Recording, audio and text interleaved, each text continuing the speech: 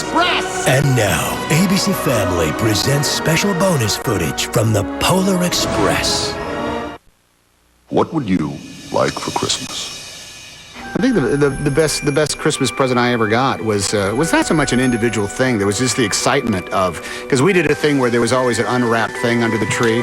What it wasn't nearly as important as the anticipation of the night before. That was where the real charge was. Well, the only time my sister and I ever got any toys was on our birthday and at Christmas. So Christmas was a big deal. When I look back on Christmas, I was really exciting to get a lot of toys and things like that, which I was fortunate enough to do. But that ends up not actually being my warm memories of Christmas. It's actually everything beyond that I like about it. I think the best gift that I ever got for Christmas was from my wife when she gave me a painting of one of our favorite trips that we took. And I like that because that image lives forever and it's so much a part of her. My Christmas memories are snowy memories. And because of where I grew up, there are memories that include long hikes pulling my sled. In this place that we lived, there was a golf course about 1.5 miles away, and we'd pull our sleds, take this long, long walk to go to the hills that were on the golf course, and we would go sledding. And of course, I can remember the unbearable excitement of Christmas Eve. You know, you almost can't stand it. Christmas lasted all through November and December and most of January for us. It just kind of was just more than anything a feeling that we all had, and just a kind of a warmth in the house. And Christmas is a blast. My fondest memory of Christmas is Christmas with my father and my mother and my younger brother Frank when I was 8 years old.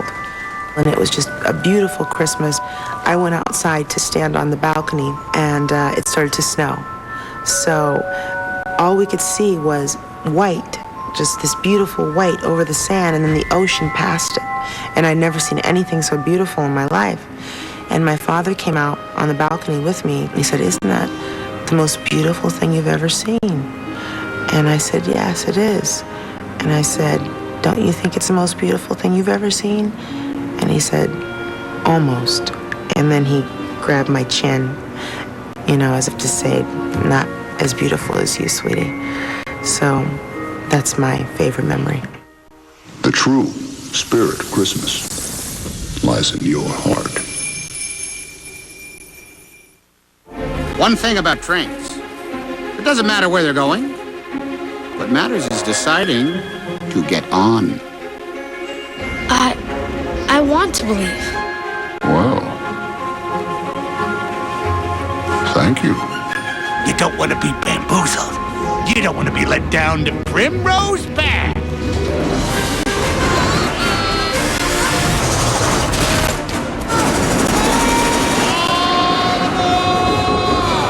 If we could imagine it, we could do it. And if we wanted to imprint our characters in a different way, we did it instantaneously, which is fun. Damn it, Christmas, the ice is frozen over the tracks! Take one, Martin. And action!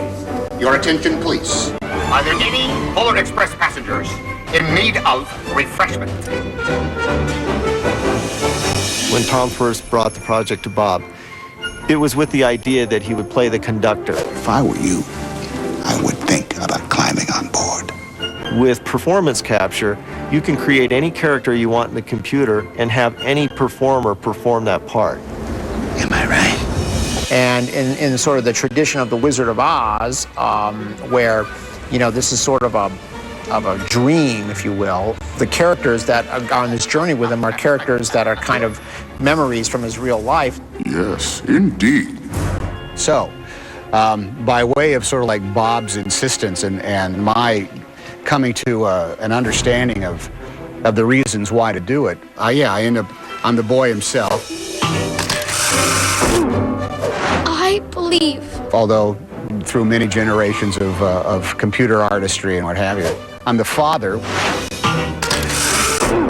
Gotta be asleep by now. He used to stay awake all night waiting for Santa. I'm the conductor. Watch your step, please. Thank you. No, Thank you. as well as the hobo. You mean this guy? And Santa himself. What was that you said? I believe this is yours.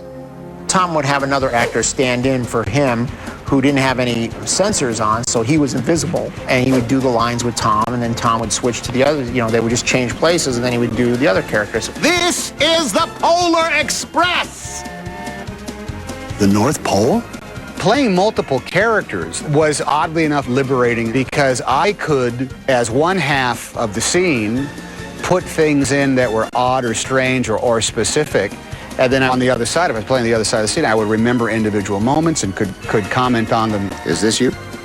Yes. The thing that I thought was going to drive me the most nuts, which is not to have a costume every day. Because, you use your pockets and stuff like that. But for some reason, I was always able to remember that the little Chris was wearing a bathrobe that came undone, and the conductor had pockets and a cap on and glasses that he was always adjusting, and the hobo had on those kind of like knit gloves with a finger showing, and it was ridiculously challenging, but in a very, very good way. What exactly is your persuasion on the big man, since you brought him up? It's just amazing to watch him, so you could quickly see him turn from one character to another. Let's have this fellow here.